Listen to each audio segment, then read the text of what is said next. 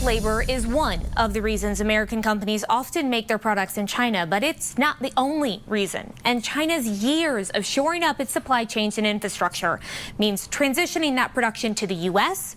could take years.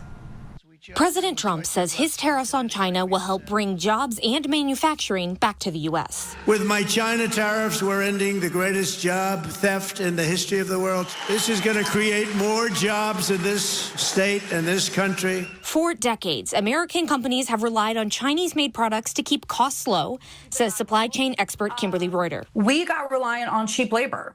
Is what happened. But the reason the U.S. imported more than $438 billion worth of goods from China last year goes beyond cheap labor. China has built out efficient supply chains and infrastructure that produce key U.S. goods. We have to remember that China has been at this for 60 years. They have been laser focused on becoming the biggest manufacturer in the world. Shifting that manufacturing and those supply chains to the U.S. would cost billions of dollars, and experts say it could take years. This is going to be a long process.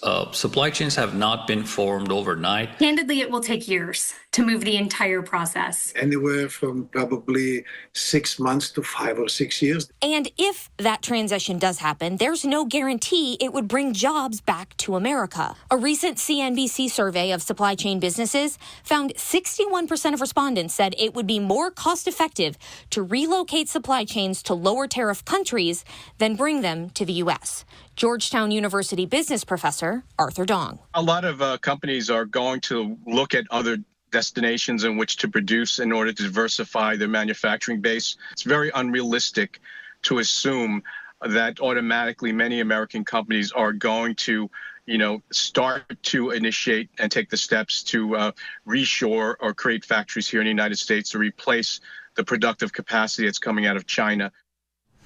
Some companies, including Apple and Nvidia, have announced plans to build U.S. factories to produce some goods domestically. But especially when it comes to technology, experts say there are some parts and products that simply can't and won't be made in the U.S. anytime soon due to current supply chain demands. Stephanie Liebergen, Scripps News Group, Washington.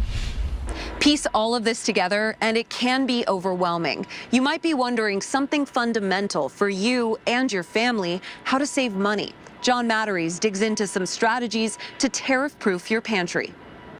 Think about some of the staples you have in your pantry. I'm talking about things like canned vegetables, sugar, and rice. Well, it may be worth a trip to the store to stock up on some of those items that come from outside the U.S.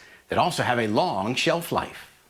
What are some of the things in our pantry that come from other countries and could be impacted? Everything from coffee to sugar to vanilla to olive oil. Kristen McGrath with the savings site The Crazy Coupon Lady looked at the 9 grocery items to buy now just in case prices start to rise. Well, obviously, you can't stock up on fresh blueberries or fresh bananas, but you're saying there are a lot of things that you could go out and get right now and keep.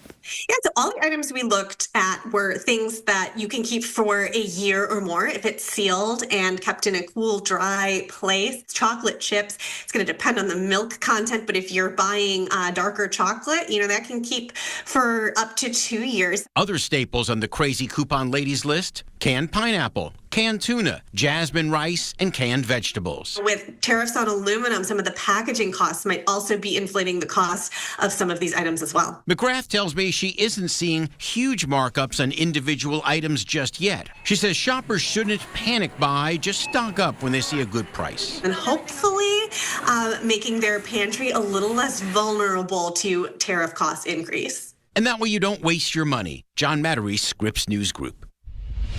This half hour, we've been digging into President Trump's tariffs, why he says they're needed, and the impact from the ships bringing goods into America to the shelves where you buy them. Whether those tariffs will have the impact the president is hoping for remains to be seen. But what we have learned here at ports like this is how significantly those tariffs are already changing the reality. Your reality is likely being impacted too. You can depend on us here to stay on the story, especially how it's impacting you. This has been our special report, Ship to Shelf. I'm Perla Shaheen, reporting for ABC 10 News and the Scripps News Group.